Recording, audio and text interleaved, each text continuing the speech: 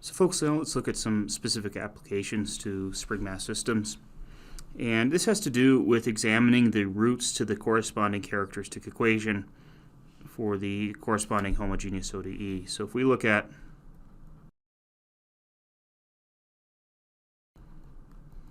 the corresponding homogeneous ODE, we know that this has characteristic equation.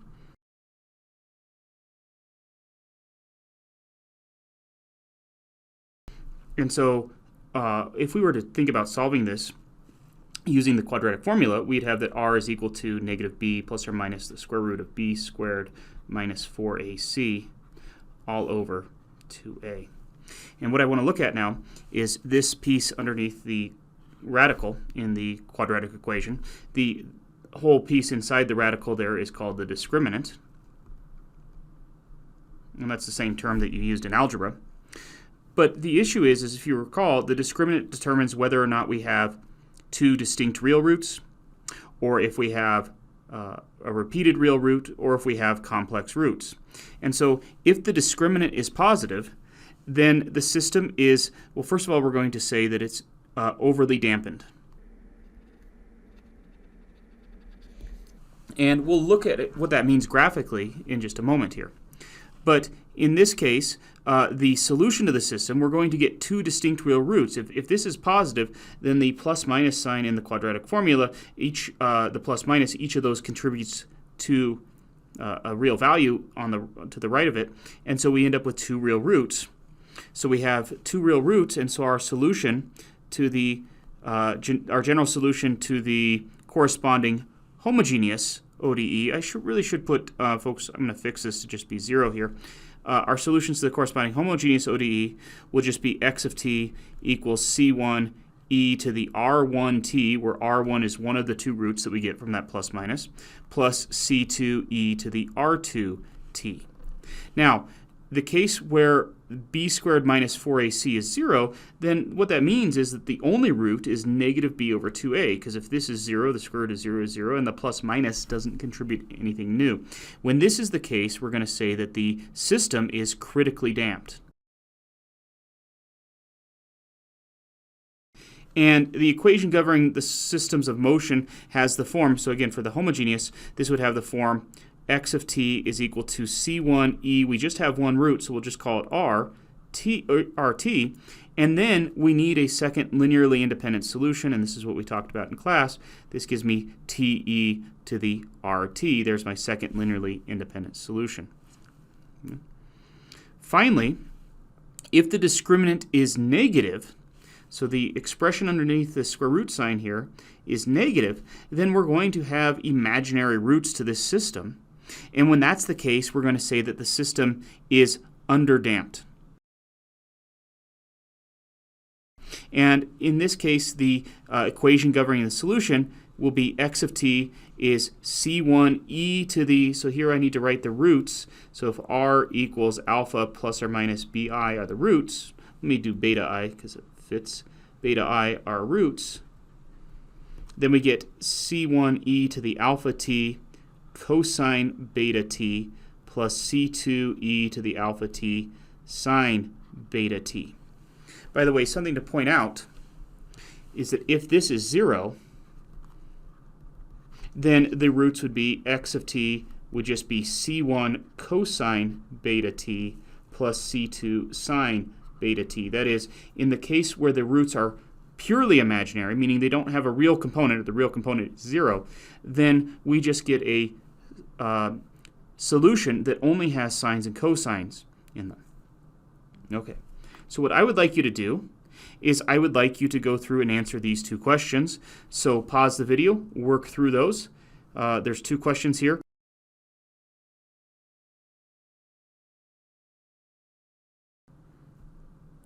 So folks, now that we've got the definition for overdamped, critically damped, and underdamped systems, let's go ahead and look at some examples. Here I've got x double dot plus 4x dot plus 4x equals 0. That has this corresponding characteristic equation.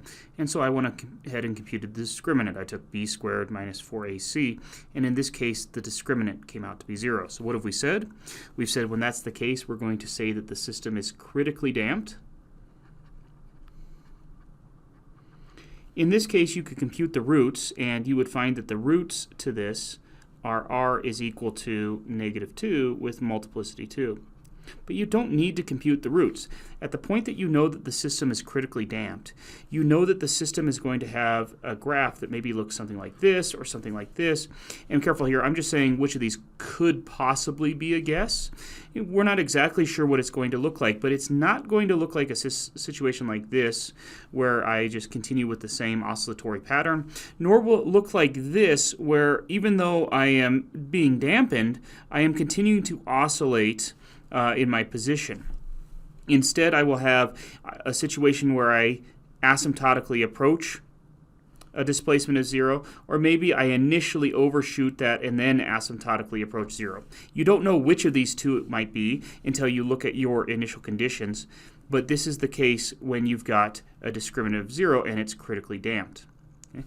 Note, just in this case, you didn't have to do this, but in this case I went ahead and gave the general solution to this. And if you plugged in various values for C1 and C2, you'd see that maybe at one of those cases this graph shows up, or maybe one of the cases this graph shows up. Okay. In this next problem, I again gave the characteristic equation, r squared plus 9 equals 0. The discriminant here is negative. And so in this case, we would say that this system is under-damped. Now, when it's under-damped, you could have either a situation where it's going to continue to oscillate like this, or it might have a decaying component like this. Well, in this case, I actually went and computed the roots, not very hard to do in this case, and I got r is equal to plus or minus 3i. Those are the two roots. And while you didn't have to do this, I went ahead and gave the solution as an equation here. So there's the roots. Notice I could think of this as 0 plus or minus 3i. And so I could write this as c1 e to the 0t cosine 3t plus c2 e to the 0t sine 3t. But regardless, things simplify, and I end up with just sine and cosine components to this. Now, exactly what this graph of x of t will look like will depend upon the choices for c1 and c2, which in turn depend upon the initial conditions of the system. But notice that there's no way I'm going to have a graph that looks like this in this case, and so the only potential solution would be this one here. Okay? This does have an oscillatory component. The fact that it continues to oscillate about the equilibrium position is related to sine and cosine components, but in this case there's also some sort of decaying term which is bringing the amplitude of those two sine and cosine functions down to 0 as time lapses. So this will not be the case for this particular solution here, and in fact, because here we would say under-dampened, that's perfectly fine, but you could also say not dampened at all, and that's readily recognizable in the original ODE. How come? Because the bx dot term equals 0, and b is what contributes to the dampening force. So there is no dampening force at this at all, which it should make sense then that my solution, when you set this spring into motion, it just continues to oscillate. In this example here, I went ahead and gave the characteristic equation, and the discriminant b squared minus 4ac would be, in our case, 9 minus 4 times 1 times 2, which comes out to be 1. Since that is greater than 0, we would say that this system is over-damped. Okay. When your system's over-damped, it means that this dampening force is so great, it prevents your solutions from your motion from starting to oscillate. So instead of thinking about maybe the springs that you're kind of used to, you know, when I was a little kid, they had those springs for the doors. You would flick it and it would continue to oscillate.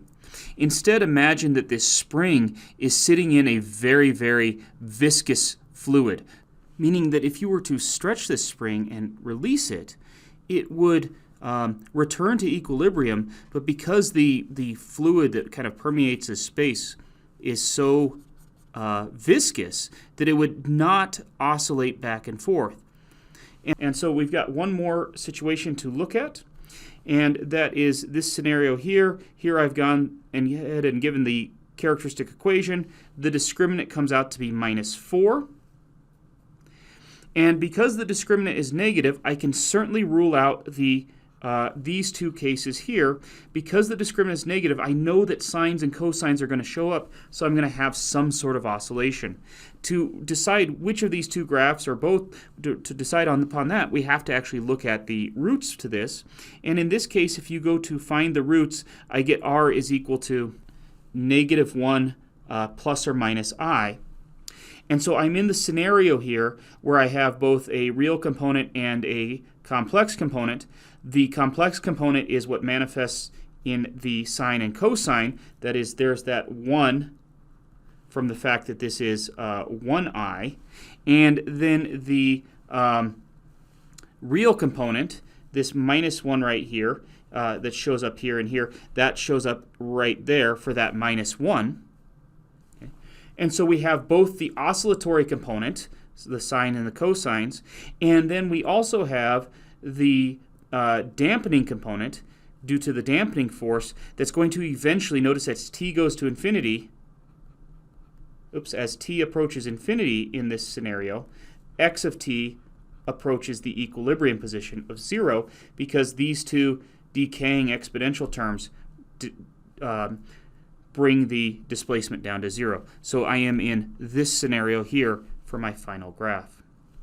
Folks, that's all I'm going to do with you in these videos. I feel like that was a good overview of what we meant by overly damped, critically damped, and underdamped. And then we got a chance to look and see at how those show up in the graphs of the functions. Other than that, though, when we go to solve one of these harmonic oscillator problems, all we're doing is solving a particular second-order second-order linear ODE. And we are still continuing to build those skills as we go through. So the last thing I want you to do is on your own, I want you to try these two problems here, number 9 and number 10, and I will hyperlink solutions for you.